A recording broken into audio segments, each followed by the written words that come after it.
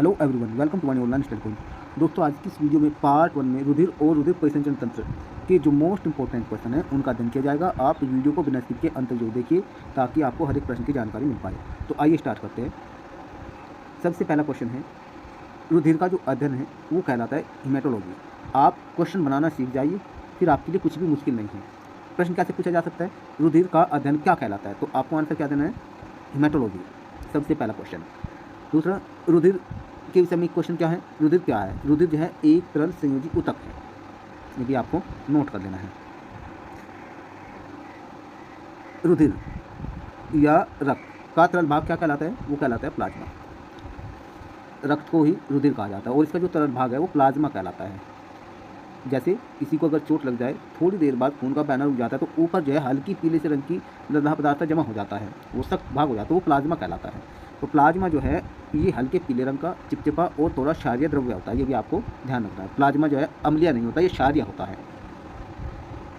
अगर प्रश्न पूछ लिया जाए इसमें रक्त के आयतन का कितना भाग प्लाज्मा होता है, तो 55% जो भाग है रक्त के आयतन का ये बनता है, ये ध्यान रखना। यानी प्लाज्मा रक्त के आयतन का 55% बनता है। जितना शरीर में हमारा रक्त का आयतन है उसका 55% भाग जो प्लाज्मा बनता है। नेक्स्ट जो है, रुधिर कणिकाएँ 45% होती है और जो हमारा जो प्लाज्मा है इसमें जल 90% होता है। बाकी जो 10% है उसमें प्रोटीन, कार्बनिक और अकार्बनिक, यहाँ पे ए है, ये अकार्बनिक पदार्थ होते हैं। 90% में जो है जो प्लाज्मा है हमारा, प्लाज्मा में 90% तो जल होता है, बाकी जो 10% है उसमें प्रोटीन, कार्बनिक और अकार्बनिक पदार्थ होते हैं। अगर यहाँ पे जो है एग्जाम में क्वेश्चन ये भी बन चुका है और आ भी चुका है, प्लाज्मा में कौन सा प्रोटीन होता है, प्लाज्मा में जो है फाइब्रिनोजेन प्रोटीन होता है, ये भी आपको नोट कर लेना है। व्यक्ति में जो है रक्त की मात्रा कितनी है, व्यक्ति में रक्त की मात्रा 4.5 लीटर से 6 लीटर ये रक्त की मात्रा होती है। नेक्स्ट पॉइंट आप नोट कीजिए, मानव शरीर का लगभग 7% भाग रक्त है। मानव शरीर का 7% भाग जो है रक्त है, जितना भी मानव शरीर का वेट है। नेक्स्ट पॉइंट आपको नोट कर लेना है, रक्त का जो पीएच मान है वो 7.35 से लेकर 7.45 तक है, ठीक है। और पीएच मान अगर 7 से ऊपर है तो वो क्षारीय हो जाता है, पीएच मान 7 से नीचे तो अम्लीय हो जाता है, इसलिए रक्त क्या है, क्षारीय है। नेक्स्ट है, रुधिर परिसंचरण तंत्र की खोज किसने की, रुधिर परिसंचरण तंत्र जो है इसकी खोज की है विलियम हार्वे ने। अब आइए बात कर लेते हैं रुधिर कणिकाओं की। रुधिर कणिकाएँ कितनी हैं, रुधिर कणिकाएँ जो है 3 है। सबसे पहली जो कणिकाएँ हैं उनके उसमें बात कर लेते हैं, यह है लाल रुधिर कणिकाएँ, इन्हें RBC भी बोलते हैं शॉर्ट फॉर्म में, ठीक है। और इनका दूसरा नाम जो है इरिथ्रोसाइट है, क्या है, इरिथ्रोसाइट। और आपको ये बताए, जितने भी कशेरुकी प्राणी होते हैं यानी जिनमें हड्डियाँ पाई जाती हैं, उन सभी प्राणियों में जो है RBC होती है, लाल रुधिर कणिकाएँ होती है। नेक्स्ट जो पॉइंट है, RBC लाल रुधिर जो कणिकाएँ, इनमें लोह, जिसे आयरन कहते हैं, लोह यहाँ आयुक्त नहीं युक्त है, लोह युक्त जटिल प्रोटीन जो है हीमोग्लोबिन पाया जाता है, क्या पाया जाता है, हीमोग्लोबिन। और इसी के कारण जो है लाल रुधिर कणिकाओं का जो रंग है वो लाल होता है, हीमोग्लोबिन के कारण। आप ये भी कह सकते हैं कि रक्त का लाल रंग हीमोग्लोबिन नामक प्रोटीन के कारण होता है। नेक्स्ट जो पॉइंट है, हर एक पॉइंट को हमने अलग अलग कलर में लिखा है क्योंकि ये हर एक पॉइंट अपने आप में एक क्वेश्चन है और उस क्वेश्चन का आंसर है। हीमोग्लोबिन में ग्लोबिन प्रोटीन कितने प्रतिशत है, 96%। और रंजक हीम है 4%। जितने भी स्तनधारी हैं जो बच्चे पैदा करते हैं उनके लाल रुधिर कणिकाओं के जीव द्रव्य में केंद्रक का अभाव होता है, ये आपको नोट कर लेना है, केंद्रक नहीं पाया जाता।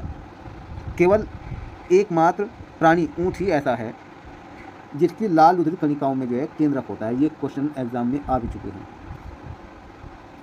प्रश्न पूछा जा चुका है कि निम्नलिखित प्राणियों में से किस प्राणी की लाल रुधिर कणिकाओं में केंद्रक पाया जाता है। ऑप्शन दे जाते हैं ऊँट, शेर, मानव, ठीक है। तो इस प्रकार हाथी, ऐसे ऑप्शन दे जाते हैं। तो आपको नोट कर लेना है, ऊँट ही एक ऐसा प्राणी है जिसकी लाल रुधिर कणिकाओं में केंद्रक होता है। नेक्स्ट पॉइंट, नेक्स्ट कलर में, RBC का निर्माण यानी लाल रुधिर कणिकाओं का जो निर्माण है वो कहाँ होता है, अस्थि मज्जा में और लसिका ग्रंथि में, ये आपको नोट कर लेना है। नेक्स्ट है, महिला में RBC की जो काउंट होती है संख्या वो कितनी होती है महिलाओं में? 12 से 16 GM प्रति DL, पुरुष में 14 से 18 GM प्रति DL और शिशु में 11 से 13 GM प्रति DL। ये लाल रुधिर कणिकाओं की मात्रा होती है। DL का अर्थ हुआ डेसीलीटर। DL का क्या आता है यहाँ? डेसीलीटर। यदि महिलाओं में RBC कितनी आती है? 12 से 16 ग्राम प्रति डेसीलीटर। अगर इतनी हो तो लाल रुधिर जो कणिकाएँ हैं वे एक सही मात्रा में हैं। पुरुष में है 14 से 18 ग्राम प्रति डेसीलीटर और शिशु में 11 से 13 ग्राम प्रति डेसीलीटर। नेक्स्ट पॉइंट है, हीमोग्लोबिन जो है कार्बन मोनोऑक्साइड के साथ ज़्यादा तेज़ी से क्रिया करता है। ये आपको नोट कर लेना है। प्रश्न पूछ लिया जाता है कि हीमोग्लोबिन निम्नलिखित यौगिकों में से किसके साथ सर्वाधिक तेज़ी से क्रिया करता है? ऑप्शन दे जाएंगे, hydrogen, oxygen, carbon dioxide, carbon monoxide. तो आपको नोट कर लेना है हीमोग्लोबिन जो है कार्बन मोनोऑक्साइड के साथ तेज़ी से क्रिया करता है। और कार्बोक्सी हीमोग्लोबिन का निर्माण जो है होता है, जो ये हानिकारक होता है, ये भी आपको नोट कर लेना है। नेक्स्ट पॉइंट है, RBC की जो सामान्य संख्या 5 मिलियन होती है और इनका जीवन का काल कितना होता है? 120 दिन। लाल रुधिर कणिकाओं की औसत आयु भी कह सकते हैं आप, कितने होते हैं? 120 दिन। नेक्स्ट पॉइंट है, एग्जाम में पूछा जा चुका प्रश्न, लाल रुधिर कणिकाओं का कब्रिस्तान किसे कहा जाता है? तो वो होता है प्लीहा। ये भी प्रश्न पूछा जा सकता है घुमा करके, RBC का विनाश शरीर के किस अंग में होता है? तो वो होता है प्लीहा में, स्प्लीन भी बोलते हैं इंग्लिश में।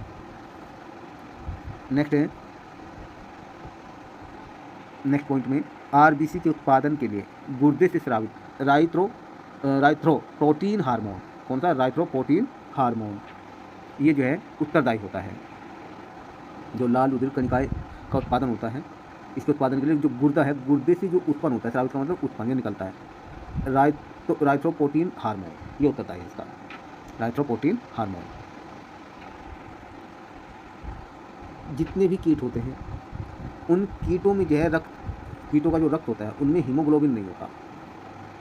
इनमें कीटों यानी कीटों में ऑक्सीजन के जो प्रवाह है उसके प्रवाह के लिए वातक पाया जाता है, ट्रैकिया भी बोलते हैं, ट्रैकिया। प्रश्न पूछा जा सकता है और ये आ भी चुका है एग्जाम में, कीटों में ऑक्सीजन का प्रवाह किसके माध्यम से होता है? ऑप्शन दे जाएंगे, हीमोग्लोबिन, फेफड़े, ठीक है, श्वास नली या वातक, तो ट्रैकिया। तो आपको नोट कर लेना है वातक।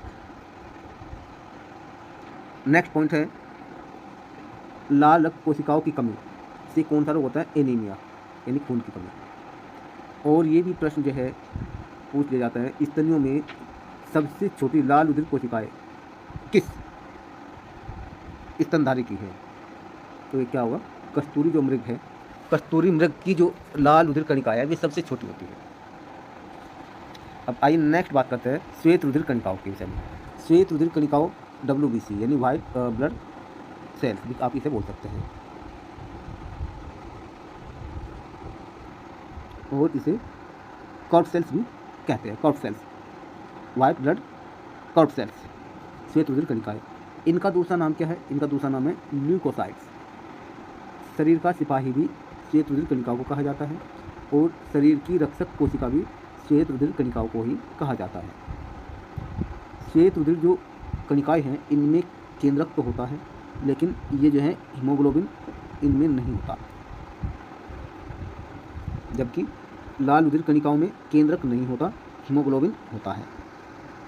केवल ऊँट ही एक ऐसा प्राणी है जिसकी लाल रुधिर कणिकाओं में केंद्रक होता है, ये भी नोट कर लेना आप। नेक्स्ट है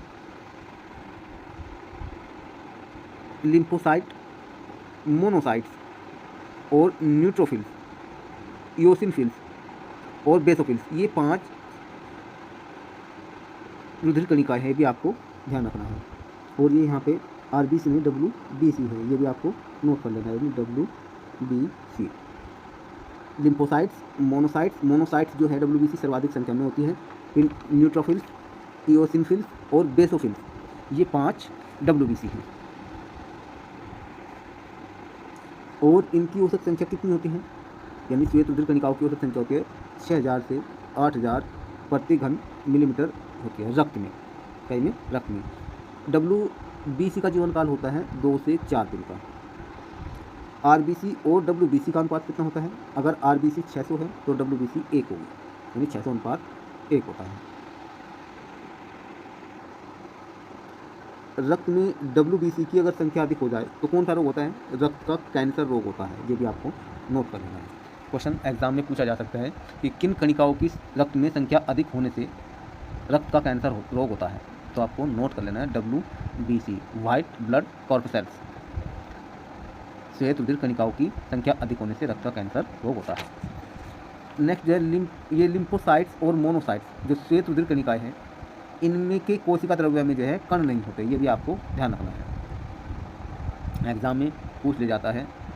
ये WBC 5 है ना ये, तो इन पांचों में से ये प्रश्न पूछा जा सकता है कि लिम्फोसाइट, मोनोसाइट, या फिर आप ये कहें न्यूट्रोफिल, इओसिनोफिल या बेसोफिल में से किसमें कण नहीं होते, तो आपको नोट रखना है लिम्फोसाइट्स और मोनोसाइट्स जो WBC हैं इनमें कण नहीं होते। लिम्फोसाइट्स जो है ये एंटीबॉडी का निर्माण में कार्य करती हैं, यानी लिम्फोसाइट्स द्वारा एंटीबॉडी का निर्माण होता है। बाकी वो जितने भी WBC हैं उनका मुख्य काम क्या है? उनका मुख्य काम है जीवाणुओं को नष्ट करना। अब बात करते हैं रुधिर प्लेटलेट्स की। रुधिर प्लेटलेट्स को दूसरा नाम जो है थ्रोम्बोसाइट्स भी कहा जाता है, और ये केवल जो है जितने भी स्तनधारी वर्ग हैं जो बच्चे को जन्म देते हैं उनके रक्त में पाई जाती है। इनकी संख्या कितनी होती है? 2 से 5 लाख प्रति घन मिलीमीटर रक्त में। इन जो रक्त है, रक्त में इनकी संख्या 2 से 5 लाख प्रति घन मिलीमीटर होती है। और रुधिर प्लेटलेट्स या थ्रोम्बोसाइट्स का मुख्य काम क्या है? रक्त का थक्का बनना इसमें सहायक है, या इनका जो मुख्य कार्य है शरीर के कट जाने पर रक्त के बहाव को रोकना है, इनका मुख्य कार्य है। तो ये पार्ट 1 में कुछ मोस्ट इंपॉर्टेंट क्वेश्चन हुए। नेक्स्ट जो पार्ट 2 होगा उसमें ब्लड के जो ग्रुप हैं उनसे रिलेटेड, उनके एंटीजन एंटीबॉडी से रिलेटेड मोस्ट इंपॉर्टेंट क्वेश्चन लेकर आएंगे। फिर मिलते हैं नए वीडियो में नए कंटेंट के साथ। यदि आपका कोई सुझाव हो तो आप हमें कमेंट बॉक्स में जरूर बताएं। जय हिंद।